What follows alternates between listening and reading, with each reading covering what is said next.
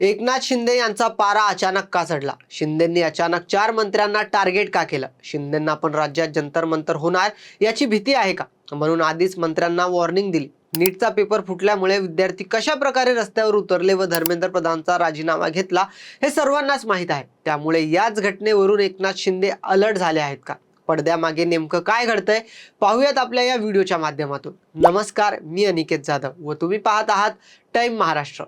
राज्य मंत्रिमंडळाच्या मंगळवारी पार पडलेल्या बैठकीपूर्वी मंत्रालयात एक महत्त्वाची घडामोड घडल्याची माहिती समोर आली आहे. तुम्हाला माहित असेल, दर मंगळवारी राज्य मंत्रिमंडळाची बैठक असते. या बैठकीपूर्वी सत्ताधारी असलेल्या महायुतीमधील भाजप, शिवसेना गट आणि राष्ट्रवादी काँग्रेसच्या स्वतंत्र बैठका होत असतात. याच बैठकीत राज्याचे उपमुख्यमंत्री एकनाथ शिंदे यांनी शिवसेनेच्या काही मंत्र्यांना प्रचंड झापल्याची माहिती आता समोर आली आहे. एवढेच नव्हे तर आगामी काळात कामगिरी न सुधारल्यास पदावरून उचलबांगडी करण्याची स्पष्ट ताकीद एकनाथ शिंदे यांनी संबंधित मंत्र्यांना दिल्याचे देखील समजत आहे. यामुळे सध्या शिवसेनेच्या गोटात खळबळ उडाली आहे. सूत्रांच्या माहितीनुसार प्री कॅबिनेट बैठकीत एकनाथ शिंदे यांनी 4 मंत्र्यांच्या कामगिरीवर नाराजी व्यक्त केली आहे. जनतेची कामे करा, आपल्या मतदारसंघात पक्षवाढीवर लक्ष द्या, अन्यथा खांदेपालट अटल आहे.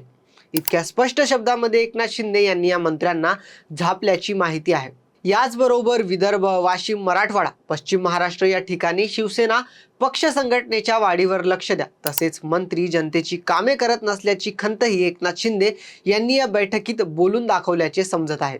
मात्र शिवसेनेतील हे 4 मंत्री कोण आहे याचा तपशील अद्याप समोर आलेला नाही. मात्र आगामी मंत्रिमंडळ विस्तारात शिवसेनेतील कोणत्या मंत्र्यांची विकेट पडणार याची चर्चा आता राजकीय वर्तुळात सुरू झाली आहे. जर काही दिवसांपासून सुरू असलेल्या घडामोडी आपण पाहिल्या तर सध्या शिंदेचे एकच मंत्री सध्या विरोधकांच्या जास्तच टार्गेटवर आले आहेत असं दिसतं. हे मंत्री आहेत शिक्षण मंत्री दादा भुसे. राज्यात टीईटीचा पेपर फुटल्यापासूनच दादा भुसेंविरोधात काँग्रेस व शरद पवार गट जरा जास्तच आक्रमक झालेले दिसत आहे. शरद पवार गटातील रोहित पवार यांनी अनेक पत्रकार परिषदा घेतल्या व यामध्ये शिक्षण विभागातील कारभारातील गोंधळ याबद्दलचे प्रेझेंटेशन देखील मीडियाला दाखवले. विद्यार्थी काँग्रेसने देखील दादा भुसेंविरोधात आक्रमक पवित्रा घेत त्यांच्या राजीनाम्याची मागणी केली आहे. त्यामुळे दिल्लीप्रमाणे कुठलीही आंदोलन राज्यात उभं राहू नये याची काळजी एकनाथ शिंदे घेताना दिसत आहे व त्यामुळेच मंत्र्यांना खडे बोल सुनावले आहेत. दरम्यान एकनाथ शिंदे यांनी नगरसेवकांच्या प्रशिक्षण शिबिरात त्यांनाही कान पिचक्या दिल्या आहेत. महानगरपालिकेच्या महासभेत शेवटच्या बाकावर बसणारा लोकप्रतिनिधी काही ना काही शिकत असतो. काही लोक येतात, हजेरी लावतात, इकडे तिकडे बघतात, 2-4 विषय बोलून निघून जातात. मात्र येथे ऐकणं महत्वाचं असतं. यात त्यांनी आपलं स्वतःचं उदाहरण देखील दिलं. मी शेवटच्या बाकावर बसायचो, आता पहिल्या बाकावर आलोय. त्यामुळे शाखा प्रमुख ते राज्याचा मुख्यमंत्री ही सर्व पदं आपल्याला मिळतात, परंतु त्यात आपल्या मनापासून आणि प्रामाणिकपणे लोकसेवा आणि जनसेवा हा अजेंडा असला पाहिजे.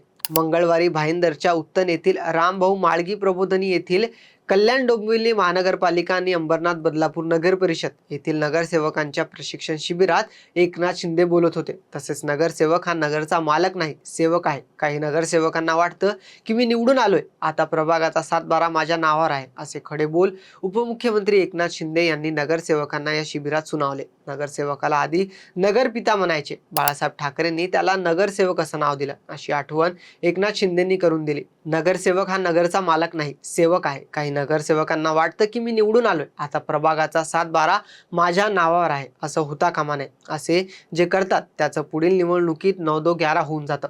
त्यामुळे लक्षात ठेवायचं की लोकांनी आपल्याला निवडून दिलं आहे, संधी दिली आहे, असा सल्ला एकनाथ शिंदे यांनी नगरसेवकांना दिला.